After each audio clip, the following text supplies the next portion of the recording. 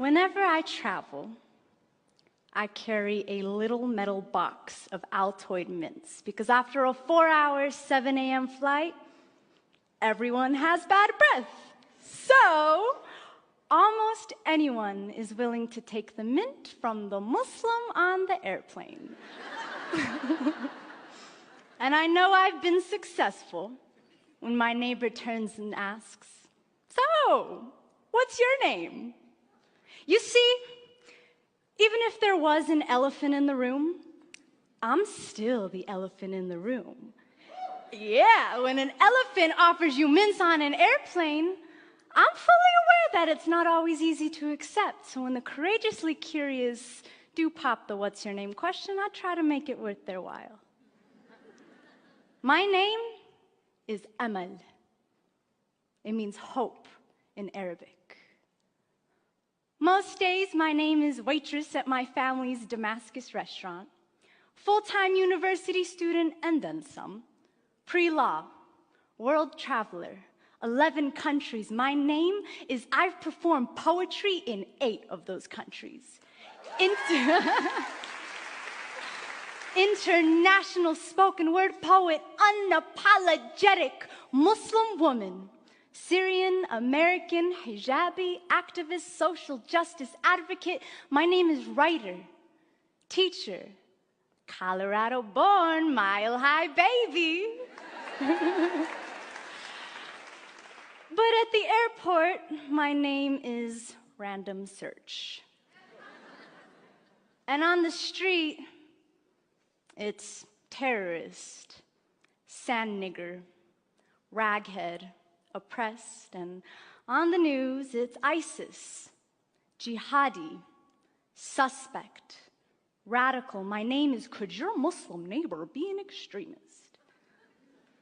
My mama, who wears the hijab, the Islamic headdress, is often referred to as go back to your country. But she's from Iowa. And her nickname is Lisa Pizza. And it does not take more than a couple questions to figure out that her country is the Council Bluffs cornfields. But how would someone know this without asking? They say the shortest distance between two people is a story. Well, I elaborate on that to say that the greatest distance you can travel in the shortest amount of time is by asking someone their name. The way we name ourselves is a reflection of who we are. Our declarations, family histories, the things we believe, the morals we abide by, our homes, cultures, transformations, like a Muhammad turned Mo or a Lisa Pizza turned Iman. And how we name others and how, if we allow others to name themselves, is a reflection of our own declarations, of our courage and our fear. The malleability of a person's story must be self-determined, coming from the lips of the storyteller, not the anchorman, not the megaphone, not even the scarf on her head or the melanin in his skin, because no one can speak the names of billions in one breath unless it's in prayer. And oftentimes when we generalize, it isn't because we're praying. And when we don't ask someone their name, we're not asking for their story. In the world of mass media and rampant misinformation, it is hard for anyone, including myself, to deconstruct all these terrifying stories that we hear. And sometimes, instead of isolating them, individualizing them, we tend to paint a group of people with a broad brush, until suddenly, everyone with a hijab on is a raghead that needs liberating. Or everyone with white skin is a racist cracker.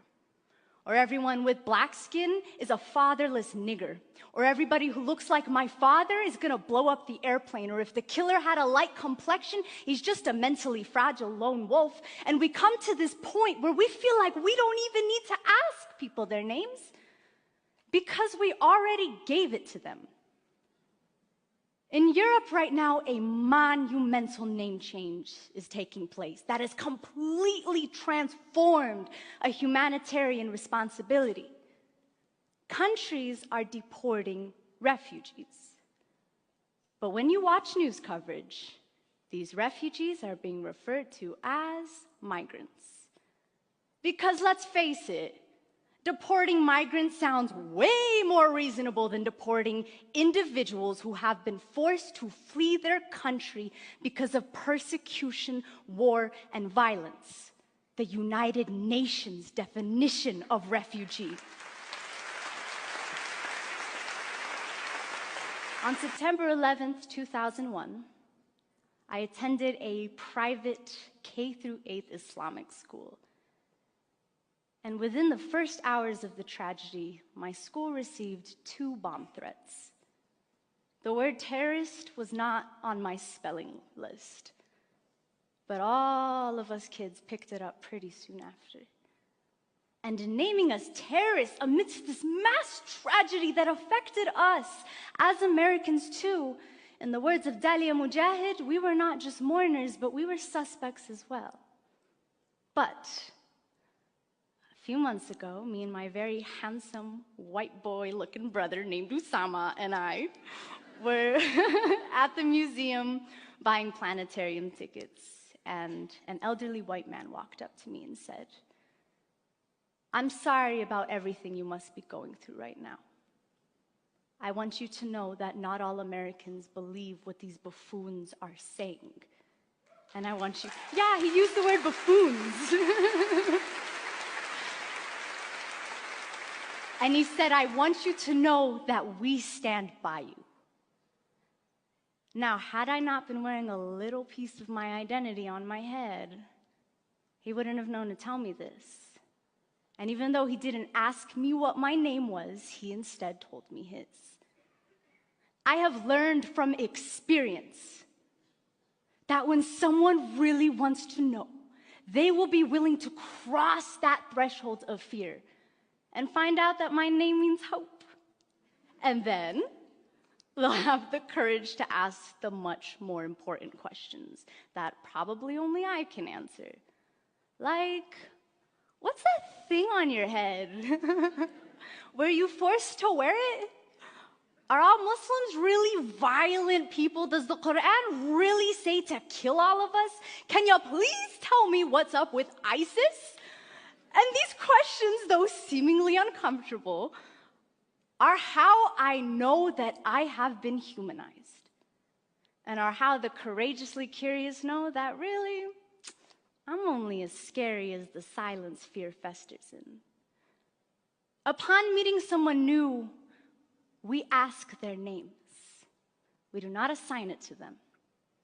And with that name, we are given ancestry, bloodlines and dialects, books and poems, perspectives, wars, struggles, and survival stories.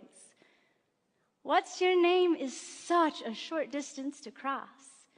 But when you ask me, ooh, buddy, I'm gonna take you from Kuala Lumpur to Barcelona to Beirut. We're gonna go to Damascus, to Sydney, to Trinidad and Tobago. I will show you Mecca. My closet with 70+ international scarves, the graves of my 31 family members who've been killed in Syria, the coffee shop that I hang out at and do my homework.